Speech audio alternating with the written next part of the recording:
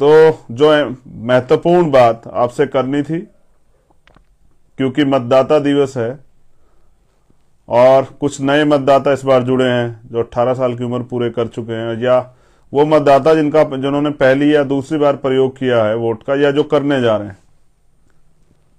और भीम आर्मी की तो ताकत है, इस देश की रीढ़, इस देश का नौजवान।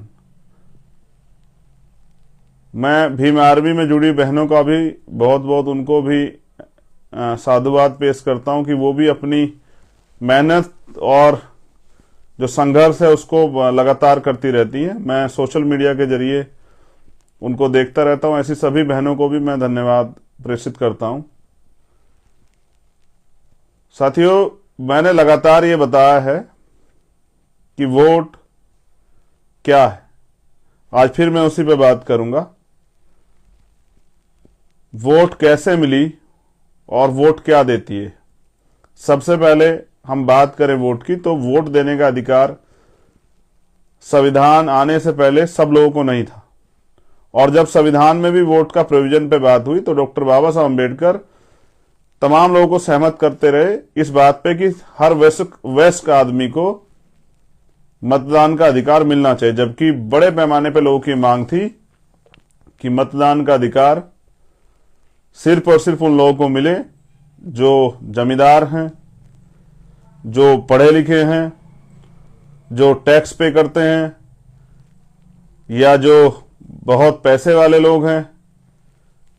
इस तरह के कई तरह के जो हैं बाधाओं को पार करके डॉक्टर बाबा साहब अम्बेडकर ने वोट का अधिकार इस देश में रहने वाले अंतिम व्यक्ति के लिए भी, चाहे वो मजदूर किसान हो, नौजवान हो, महिलाएं हो, या किसी भी जाति धर्म का व्यक्ति हो,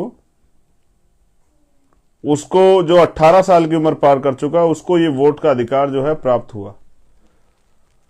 अब जो वोट के अधिकार के बाद जिस पे हम कर रहे हैं, तो वोट की वैल्यू क्या है ये आपको समझनी पड़ेगी। वोट की कीमत, वोट 1000-2000 के नोट में देने वाली चीज नहीं है। वोट किसी अभाव प्रभाव पे देने वाली चीज नहीं है। पूरी दुनिया में जहां जहां लोकतंत्र है वहां वोट की वैल्यू को वो लोग समझते हैं कि वोट देके वो चयन करते हैं कि वो कैसा नेता चाहते हैं, और वोट देके वो ये चयन करते हैं वो कैसी सरकार चाहते हैं। वोट अगर की वैल्यू आप देखेंगे तो वोट सबसे ज्यादा कीमती है, क्योंकि वो आपका भविष्य तय करती है, आपकी ताकत तय करती है, आपकी यूनिटी तय करती है। आने वाले समय में आप किस तरह से तरक्की करेंगे वोट ये तय करती है। वोट ये तय करती है कि आपका फैसला, आपका चयन सही है नहीं सही, ये वोट तय करती है। और आप किस विचारधारा के साथ खड़े होते हैं ये वोट तय करती है। तो वोट लाखों करोड़ों रुपए से भी ज्यादा वैल्यू है। इसलिए मान्यवर साहब काशीराम ने नारा दिया था कि वोट की सुरक्षा बहन बेटी की रक्षा की तरह करनी है। वोट फेंकना नहीं है, वोट बेचना नहीं है, वोट को कमजोर नहीं आंकना, वोट को किसी सम्मानित व्यक्ति के हाथ में सौंपना है और उसको इस विश्वास के साथ देना है कि ये व्यक्ति, इस व्यक्ति के जरिए मैं अपने सबसे बड़े अधिकार को सौंप रहा हूं, और इसके जरिए ये व्यक्ति इस वोट के प्रयोग से आगे बढ़कर हमारे मुद्दों पे, हमारी स्थिति पे, हमारे विकास पे काम करेगा, और जो बुनियादी अधिकार हैं जो जिनसे अभी आम आदमी वंचित है उनको दिलाने का काम करेगा। ये बनाएगा नीतियां हमारे बच्चों के भविष्य के लिए, जिससे और हमारे लिए, जिससे कि हमारा जीवन सरल हो जाएगा। तो 71 साल के लोकतंत्र में अगर आज भी रोटी कपड़े मकान के लिए बहुजन समाज के लोग परेशान हैं, आज भी रेप होता है, हत्याएं होती है, जमीन कब्जा ली जाती है, तमाम तरह की परेशानी खड़ी होती है, तो ये इसलिए कि हमारे लोगों में राजनीतिक चेतना नहीं उत्पन्न हुई। और उस राजनीतिक चेतना उत्पन्न होने के कारण आज भी हमारे लोग वोट को मजबूरी समझ के दे देते हैं, या मजबूरी समझ के, मैं तो देश के लोगों से कह रहा हूं कि आप वोट व्यक्ति और क्षमता देख के नहीं, जाति और मजहब देख के वोट देते हैं। और फिर वोट देने के बाद आप ये सोचते हैं कि बस ये एक दिन की छुट्टी का काम था, हमने कर दिया, अब हमारे से कोई मतलब नहीं है। अब फिर आप इंतजार करते हैं कि दोबारा फिर इलेक्शन आएगा और फिर आपको वोट देने का मौका मिलेगा, और फिर एक दिन जाके आप थोड़ी देर वोट देके फिर आप घूमने निकलेंगे, अपना कोई काम करेंगे। ये आपके लिए जस्ट लाइक एक हॉलीडे, एक लगभग एक ये छुट्टी है। अब इसे छुट्टी का दिन मानते हैं। और गांव देहात में तो अभी भी शराब और छोटी छोटी बातों पे वोट को जो है ना, किसी भी दल को, चाहे वो विरोधी विचारधारा का दल हो, जिस दल के जरिए अगर उनकी वो सत्ता में आ जाते हैं तो आपकी आने वाली पीढ़ियां गुलाम हो जाएंगी। हमारे लोग उनको भी वोट कर देते हैं। तो ये वोट की वैल्यू है, इसको आपको समझना पड़ेगा, वोट कितनी ताकतवर होती है। दूसरा, वोट जो है, वोट की सुरक्षा। अब आपके हाथ में वोट है और आप भी हिस्सेदार हो गए इस देश की तरक्की के। गलत चयन करेंगे तो वो देश पीछे जाएगा, आप पीछे जाएंगे, समस्याएं खड़ी होंगी। सही चयन करेंगे, देश आगे जाएगा, आप आगे जाएंगे, देश विकास करेगा और देश खुशहाल होगा। तो वोट की सुरक्षा। अब वोट की सुरक्षा, जिन लोगों के पास वोट है उनको अपने मत की सुरक्षा करनी पड़ेगी। तो इसलिए ही मैंने पहला नारा जो बताया था कि कैसे करनी है वोट की सुरक्षा। तो वोट सिर्फ देने से सरकार नहीं बनती है, वोट को दिलवाना पड़ता है, वोट को तैयार करना पड़ता है, गांव गांव जाके लोगों को समझाना पड़ता है। और जो आपकी पार्टी का, आपके संगठन का मैनिफेस्टो है, जो आप करने वाले हैं आपको अवसर मिलने पे, वो आपको बताना पड़ता है। और जब जनता को ये विश्वास होता है, जनता देखती है कि ये अगर इस पार्टी को, इस संगठन को या इस नेता को मौका मिलता है तो ये क्या करेगा, तो फिर वो प्रभावित होती है। तो वोट की सुरक्षा और वोट को तैयार करने का काम जो है बहुजन समाज के लोगों को आने वाले समय में करना चाहिए, तभी आप जो है राजनीतिक शक्ति हासिल कर पाएंगे। तीसरी, वोट से निर्माण, कि वोट से क्या निर्माण होता है। तो मैं पहले ही बता चुका एक लाइन से कि वोट का अगर आपने सही चयन किया तो आपकी सरकार बनेगी, आपका जनप्रतिनिधि जिसको आप चाहते हैं जीत के जाएगा, आपके क्षेत्र में विकास होगा, आपको रोजगार मिलेगा, महंगाई से मुक्ति मिलेगी, तमाम तरह की जो बुनियादी अधिकार है वो मिलेंगे और तमाम तरह के जो संविधान में प्रोविजन है, संवैधानिक अधिकार है वो मिलेंगे। तो जो तमाम तरह की समस्याएं, जिन जैसे डॉक्टर अंबेडकर कहते हैं पॉलिटिक्स इज द मास्टर की, सत्ता वो सुनहरी चाबी है जो आपके सारे परेशानियों के रास्ते खोल सकती है। तो वोट से निर्माण होता है शक्ति का और शक्ति से होता है परिवर्तन। अगर आप तमाम तरह की परेशानियों से, चाहे वो जातिवाद हो, चाहे वो किसी भी तरह का डिस्क्रिमिनेशन हो, भेदभाव हो, किसी भी तरह का जो है वो एट्रोसिटी हो, किसी भी तरह की और कोई समस्या हो, तो वो सब चीजें अगर आप अच्छी व्यक्ति को वोट देते हैं तो वो सब चीजें बदलाव हो सकता है। उस बदलाव के जरिए एक नया परिवर्तन, एक नई सोच और एक आज की भ्रष्ट राजनीति में, पैसे की राजनीति में बहुत सारे परिवर्तन होने की संभावनाएं प्रबल हैं। और ऐसा विश्वास था डॉक्टर अंबेडकर का कि 21वीं सदी हमारी होगी, क्योंकि उनको भरोसा था कि कुछ लोग अपने व्यक्तिगत जीवन को त्याग करके वोट की वैल्यू को और संवैधानिक जो मूल्य हैं उनको समझाने का काम करेंगे। और धीरे धीरे जिस समाज को पढ़ने का अधिकार ही पूर्ण रूप से 1950 के बाद मिला, वो भी एक समय पे आके जानकार हो जाएगा, समझदार हो जाएगा और वोट का सही प्रयोग करेगा। वो जो व्यापार की राजनीति उसमें नहीं फंसेगा। तो मैं धन्यवाद देता हूं मान्यवर साहब श्री काशीराम का कि उन्होंने हजारों लाखों लोग तैयार किए, जिन्होंने जो आज कहीं ना कहीं किसी दूसरे दलों में भी स्थापित हैं, लेकिन जिन्होंने ये राजनीतिक शक्ति को, मान्यवर काशीराम साहब ने राजनीतिक शक्ति को बनाकर और बताया कि सत्ता किस तरह बनती है और सत्ता से क्या क्या परिवर्तन होते हैं। तो चौथा और अंतिम है वोट के परिणाम। सोचिए आपने गलत व्यक्ति को वोट दिया, अब गलत व्यक्ति सरकार में आ गया, गलत सरकार बनी, तो फिर ऐसे कानून बनते हैं जैसे किसानों के खिलाफ बने, जो किसान नहीं चाहते थे। ऐसे कानून बनते हैं जो मुस्लिम भाइयों के खिलाफ बने, जो देश को बांटने वाले हैं, जो संविधान के खिलाफ हैं। ऐसे कानून बनते हैं जैसे आर्थिक आधार पर आरक्षण का कानून बना, जो कॉन्स्टिट्यूशनल जो वैल्यू है, संवैधानिक मूल्य है, संवैधानिक जो संविधान का जो प्रस्तावना है, संविधान का जो प्रस्ताव है रिजर्वेशन पे, वो उसकी हत्या करता है। इस तरह के तमाम तरह से, जैसे लेटरल एंट्री होती है, जिस तरह से आज भी सफाई कर्मचारियों को मजबूरी में ये सब काम करने पड़ते हैं, संविदा और सब चीजें करके सरकारी नौकरी खत्म किया जा रहा है। और जैसे निजीकरण के नाम पे जो है ना, सारे सरकार सिस्टम खत्म करके चंद पूंजीपतियों के हाथ में सौंपा जा रहा है। फिर ऐसी सरकारें बनती जो तानाशाही करती हैं, जो हक की आवाज उठाने पर नौजवानों को लाठियों से पीटती है, बहनों के हाथ तोड़ देती है, जिनके राज में हत्याएं होती हैं, रेप होते हैं, तमाम तरह की परेशानी खड़ी होती है। जब जो आप कोई भर्ती आती है तो उसका पेपर लीक हो जाता है, फिर घोटाले होते हैं। और जैसा मैंने कहा कि पहले और अब के जीवन में, पिछले भारतीय जनता पार्टी की सरकार है उसमें आप देखिए 7 साल में देश में और 4.5 5 साल, पौने 5 साल में उत्तर प्रदेश में हमने क्या क्या नहीं खोया। तो मेरा आपको बताने का फर्ज है एज ए भाई, एज ए दोस्त, एज ए लीडर, कि एक गलत चयन आपको कहां ले जाएगा। इसलिए मैं आपसे उम्मीद करता हूं कि परिणाम आपके पक्ष में आए, परिणाम अच्छे हों। इसलिए मैं आपसे अपील करता हूं कि भाई वोट का चयन गलत नहीं करना है। अब 2-4 बुनियादी बातें, जो जरूरी बातें जो आपको समझानी है। पहली बात, आजाद समाज पार्टी के ईमानदार, समर्पित और वो मेहनती नौजवान जो भीम आर्मी के माध्यम से 5 साल सड़कों पे काम किए, जेल गए, मुकदमे झेले, तमाम तरह की परेशानी झेली, आंदोलन किए, न्याय दिलाने का काम किया, सारी मुसीबतों में आपके साथ खड़े रहे। आपको चयन करना है। वो गरीब जरूर हैं लेकिन धोखेबाज नहीं है। एक तरफ वो लोग हैं जो पैसे पे टिकट लाए या पैसे पे आधार राजनीति कर रहे हैं, जो 2-4 करोड़ रुपए खर्च करेंगे। एक तरफ हमारे प्रत्याशी, जिनमें मैं खुद भी हूं गोरखपुर से, जो मेहनत करेंगे, अपनी बात को जाकर समझाएंगे और जो एक वोट एक नोट, यानी कि उसी जनता से जिसका काम करना है, जिसके लिए खड़ा होना है, उनसे ही वोट के साथ नोट की अपील भी करेंगे। सैकड़ों की संख्या में भीम आर्मी से तैयार हुए नेता इस बार आजाद समाज पार्टी के बैनर से उत्तर प्रदेश में चुनाव लड़ रहे हैं, उत्तराखंड में चुनाव लड़ रहे हैं और पंजाब में चुनाव लड़ रहे हैं।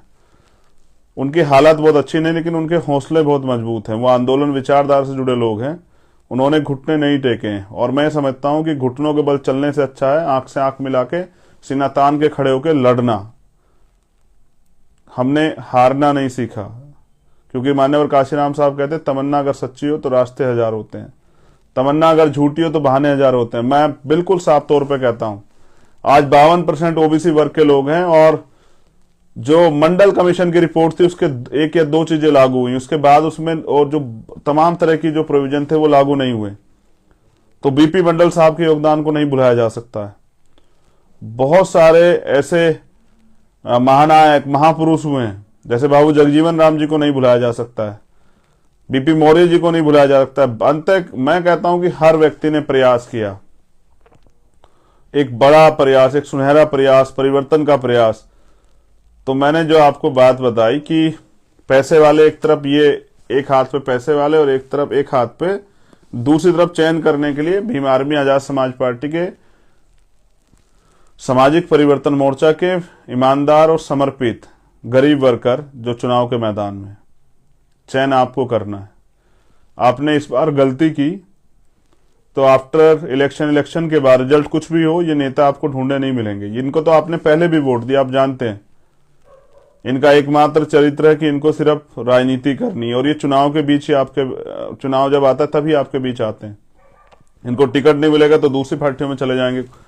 हमारे यहां से भी कुछ लोग गए जो विधायक ही बनना चाहते थे बेचारे। धीरे धीरे हम लोग भी सीख रहे हैं। हमने प्रयास किया कि इसी आंदोलन से निकले हुए लोगों को नेता बनाया जाए, उन्हीं के सहारे जो लड़ रहे हैं उन्हीं को आगे बढ़ाया जाए, वरना आजाद समाज पार्टी और दलों में फर्क क्या बचेगा। हम 85% बहुजन समाज के लोगों को में यूनिटी बना के उनको तैयार करने का काम कर रहे हैं। और एक सीख से, एक छल से हमें यह महसूस हुआ कि हमें अपने पैरों पे खड़ा होना पड़ेगा। बैसाखियों के सारे हम लोग आगे नहीं बढ़ सकते और कोई हमें मौका नहीं देगा। सारे कीले ठोकेंगे, सारे लाइन लगा के मुसीबतें खड़े करेंगे, एक से एक साजिशें होगी, उन सबको पार पाना है, उन सबसे आगे निकलना है।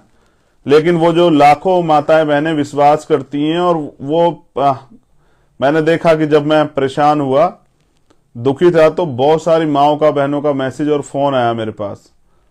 उन्होंने कहा कि तू हमारा बेटा है, हौसला नहीं वो करना। तो मैंने कहा बस वो मैं अपनी ईमानदारी की वजह से थोड़ा सा परेशान था, ऐसा नहीं है कि मैं कमजोर हो गया हूं। तो मैं उन माओ बहनों का भी धन्यवाद करता हूं, लेकिन मैं अपने नौजवान साथियों से भी कह रहा हूं, एक एक वोट मुझे शक्ति देगी, एक एक वोट मुझे ताकतवर बनाएगी, एक एक वोट इस धन तंत्र की राजनीति में चंद्रशेखर को, भीम आर्मी को, आजाद समाज पार्टी को खड़ा होने की जो है ताकत देगी। वो तमाम तरह से अपने अधिकारों के लिए लड़ने की ताकत देगी। आपने इतने एमपी एमएलए बनाए, कौन आपके साथ खड़ा होता है? कल अगर हालात खराब ही रहे, आपने गलत चयन किया, गलत लोग बन के गए, हमारे लोगों को कम अवसर मिला, फिर आप मुझसे कहेंगे जहां का अन्याय अत्याचार होगा आप मुझसे कहेंगे कि भाई आ जाओ मदद कर दो। क्या करेगा चंद्रशेखर? वो क्या कर सकता है? उसके पास है क्या? अपने लोगों के मरने के बाद उनकी लाशों को गोद में उठा के न्याय दिलाने के लिए, लड़ने के लिए उसके पास है क्या? इसलिए मैं आपसे कह रहा हूं कि मैं राजनीतिक शक्ति चाहता हूं परिवर्तन के लिए। अगर आप चाहते हैं कि मैं बहुत कुछ अच्छा करूं तो आपको मुझे अवसर देना पड़ेगा जैसे आपने औरों को दिया। और अगर आप मुझे अवसर नहीं देते हैं तो मैं फिर 5 साल और सड़कों पे खड़ा होने के, आपकी लड़ाई लड़ने के लिए तैयार। मुझे तो यही काम आता है। मैं तो सत्ता सुख के लिए नहीं हूं। मैं तो मंत्री और विधायक बनने की लड़ाई नहीं लड़ रहा हूं। मैं तो आपको, हमारे जो आने वाली पीढ़ी, उसको लड़ना सिखा रहा हूं। और हम इसलिए लड़ रहे हैं कि आने वाली पीढ़ी इस देश में गुलाम ना बन जाए, क्योंकि जब तक लड़ने वाले लोग रहेंगे तब तक ये जो बांटने वाले लोग हैं ये कामयाब नहीं हो पाएंगे। मैं तो बस आपको बता रहा हूं कि जब जब इस देश में हमारे आने के बाद इस आंदोलन में जब जब प्रयास हुआ बांटने का, हमने जाके बीच में खड़े होकर उसको रोक दिया।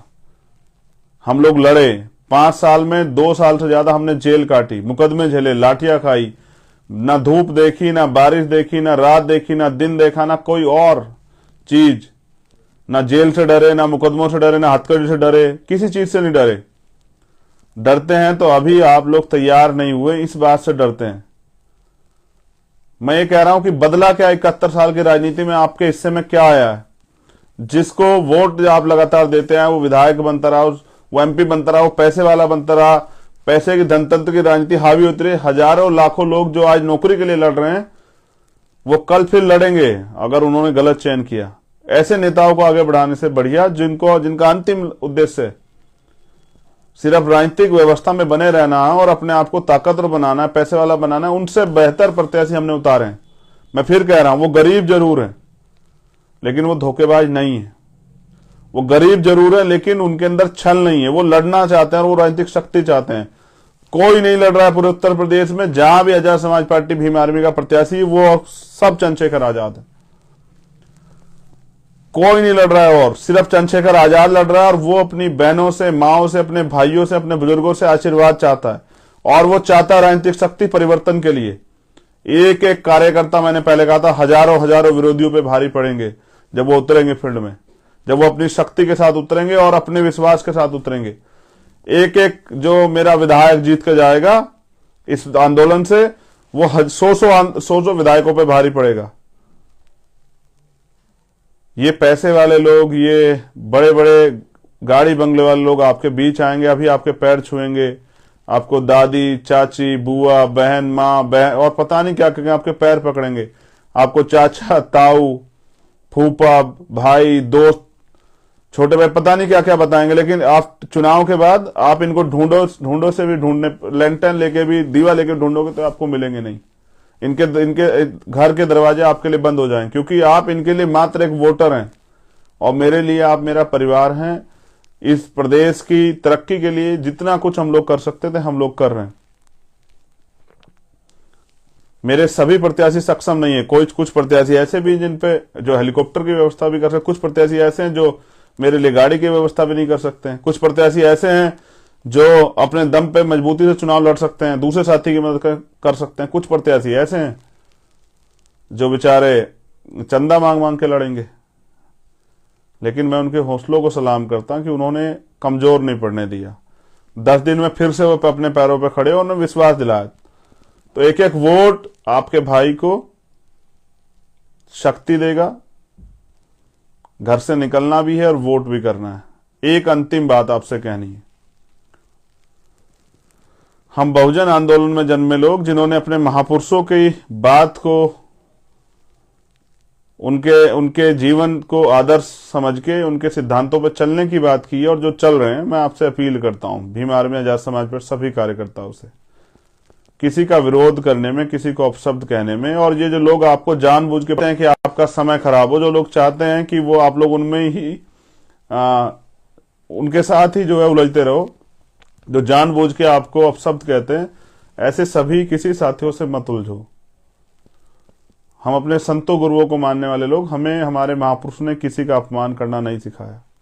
मैं आपसे भी अपील करता हूं। कई बार मैं देखता हूं कि आप किसी ना किसी से उलझ रहे होते हैं। उनको जितनी गाली देनी हमें दें, उनको जो कुछ हमें कहना है कहें, वो जो कुछ भी हमारे खिलाफ षड्यंत्र कर सकते हैं वो करें, लेकिन हम अपने जो हमारा आंदोलन है, जो हमारा रास्ता, हम उस पर चलते रहेंगे। मैं कह रहा हूं कठिन जरूर है लेकिन नामुमकिन नहीं है। मान लो तो हार और ठान लो तो जीत। हम तो निकले हैं घर से, हमारा पहला चुनाव है, हमने करके दिखाया कि आज देश का मीडिया जो है वो हमें सुनता है, हमारी बात को तवज्जो देता है। ये ताकत है भी हमारी आजाद समाज पार्टी की। मेरी आपसे अपील है, मैं हाथ जोड़ के अपील कर रहा हूं, मैं नहीं जोड़ता हूं किसी के आगे हाथ, लेकिन आपके आगे जोड़ रहा हूं, क्योंकि मैं जो कुछ हूं वो आपकी मेहनत की वजह से हूं। मैं नहीं चाहता आप किसी पे टिप्पणी करें, किसी बहन पे, भाई पे, उनको जो कहना है कहें, लेकिन मैं तो उनसे भी कहना चाहता हूं, कल जब ये आंदोलन आगे बढ़ेगा और जिस धोखे में आप हैं उस धोखे से आप बाहर निकलोगे तो फिर आप क्या करोगे? फिर किस मुंह से जो है आंखें मिला पाओगे इन लोगों से जो लोग काम कर रहे हैं? हमें सीख लें, जब दूसरे लोग, इतने दल उनके चल रहे हैं, बड़ी बड़ी पार्टियां चल रही है, उनकी सरकारें बनती हैं, वो लोग आपस में नहीं लड़ते, वो लोग अपने हितों की रक्षा के लिए लड़ते हैं और वो अपने हितों की रक्षा पे किसी की सरकार को काम कराते हैं। वो एकजुट रहते हैं, उनका अंतिम उद्देश्य अपने लोगों के, उनके अधिकारों की रक्षा होती है। और हमारे लोग सिर्फ और सिर्फ क्योंकि चंद्रशेखर आजाद किसी अमीर बाप का बेटा नहीं है। भीम आर्मी के जो अध्यक्ष हैं, भीम आर्मी के जो महासचिव हैं, उपाध्यक्ष हैं, भीम आर्मी की जो पूरी कोर कमेटी है, वो बहुत ताकतवर लोगों के, जो मतलब पैसे से ताकतवर या पॉलिटिकल ताकतवर लोगों की टीम नहीं, इसलिए सब चीजें कर रहे हो। तो मैं कह रहा हूं आप भी अपना काम जो है ना, आप अपने काम पे ध्यान दो। हमारी बुराई करने से क्या होने वाला है? और अगर हमारी बुराई करने से आपका काम आगे बढ़ रहा है तो मैं तो आपको कहूंगा खूब करो, खूब बुराई करो। मैं कोई पहला व्यक्ति थोड़ा ही हूं जिसके साथ ये होता है। मैं तो अपने साथियों से, कार्यकर्ताओं से, अपने नेताओं से अपील कर रहा हूं, आप मत उलझो इनमें। आपका काम है, आपकी लड़ाई आरएसएस और भाजपा से है, अपने लोगों से नहीं। आपकी लड़ाई इस देश में समता, समानता, बंधुत्व, भाईचारे पर आधारित उस व्यवस्था को लागू करने के लिए, उसके लिए आपको राजनीतिक शक्ति चाहिए। तो वो राजनीतिक शक्ति इनसे उलझने से नहीं मिलेगी। ये तो हमारे ही लोग हैं, गुमराह लोग हैं। कल जब इस आंदोलन की ताकत को, हिम्मत को देखेंगे और हमें काम कर देखेंगे तो आपके साथ खड़े हो जाएंगे। इसलिए इन पे समय खराब नहीं करना है, अपने काम पे ध्यान देना और मजबूती से आगे बढ़ना है। ये चुनाव नहीं, ये लड़ाई है आत्मसम्मान, स्वाभिमान की। और ये लड़ाई है युवाओं की, जिनको साबित करके दिखाना है कि उनमें क्षमता है। काबिलियत महलों की मोहताज नहीं होती है। इसलिए मैं समझता हूं कि एक गरीब का बेटा भी, जिसके अंदर दृढ़ संकल्प है, वो भी आगे बढ़ सकता है। इसलिए मैं अपने हर एक कार्यकर्ता से कहूंगा, अपने भाई से कहूंगा, इस आंदोलन की नींव से कहूंगा कि वो निकले और आने वाले 1-1.5 महीने का जो समय, इसमें जितनी क्षमता उसके अंदर हो उससे ज्यादा काम करके आजाद समाज पार्टी के प्रत्याशियों को जिताने का काम करें। ठहरे जरूर हैं, रुके नहीं। जरूर कुछ समय के लिए धोखा खाए थे, लेकिन फिर अपने पैरों पे खड़े हुए। और मेरा विश्वास है कभी आपने मुझे हारने नहीं दिया। कोई आंदोलन हो, कुछ भी हो, हमेशा आपने मेरे स्वाभिमान, सम्मान की रक्षा की और मुझे ताकत दी। फिर एक बार आपके बीच इस उम्मीद के साथ, अब इलेक्शन शुरू हो रहा है, मैं जगह जगह दौरे करूंगा, डोर टू डोर कैंपेन करूंगा, प्रयास करूंगा जहां जहां मजबूती से हमारे लोग लड़ रहे हैं वहां जाऊं। समय कम रहेगा, नाराज मत होइएगा, लेकिन मैं आपसे भी कह रहा हूं, खुद चंद्रशेखर बनिए सर, निकलिए घर से बाहर। मैनिफेस्टो मैंने आपको दिया है, एक एक चीज को जाके गांव गांव में बहनों भाइयों के बीच में बैठ के, माओ के बीच में बैठ के उन्हें समझाने का काम कीजिए। एक तरफ ताकतवर पार्टियों के ताकतवर नेता और एक तरफ हमारे समर्पित, ईमानदार छोटे भाई, हमारे परिवार के हिस्से, हमारे बड़े भाई, हमारी बहनें चुनाव लड़ रही हैं। और मेरी अपील है आप सब लोगों से, आपको खुद चयन करना है कि आपको कैसा नेता चाहिए। वो नेता जो आपको सड़कों पे लाठी खाते हुए, मरते हुए, आपके घर जलते हुए, आपके साथ जुल्म, जाति, अन्याय होते हुए, बहनों का अपमान होते हुए चैन से पढ़ के देखता है, या वो नेता, उसको आपको ताकत देनी है जो आपके हर दुख सुख में खड़ा है, जो एक युवा है, बेरोजगारी का दर्द समझता है, जो लाखों बहनों का भाई है, जो बहनों के स्वाभिमान सम्मान के लिए लड़ना जानता है, जो माओ के अधिकारों के, उनके सपनों की रक्षा करना चाहता है, उनको भी बेहतर जीवन देना चाहता है, जो बुजुर्गों की पगड़ी का, उनकी परेशानियों का हल निकालना चाहता है, जो चाहता है सामाजिक न्याय के सिद्धांत लागू हों। बहुत परेशानियां हैं। जातिगत जनगणना होनी चाहिए, जातिवार जनगणना होनी चाहिए। जो संविधान का मूल प्रस्तावना है, जो उसके भाव हैं, उन पे काम होना चाहिए। इस देश में गैर बराबरी पे आधारित जाति की व्यवस्था खत्म होनी चाहिए, भाईचारा बनना चाहिए और अच्छे और काम करने वाले लोगों को मौका मिलना चाहिए। जब मैं आलोचना से नहीं डरता तो हमारे भाई क्यों डरते हैं, हमारे कार्यकर्ता क्यों डरते हैं? देखिए, आलोचना उनकी होती है जो कुछ काम करते हैं। जो लोग कुछ काम ही नहीं करते उनका कुछ नहीं होता है।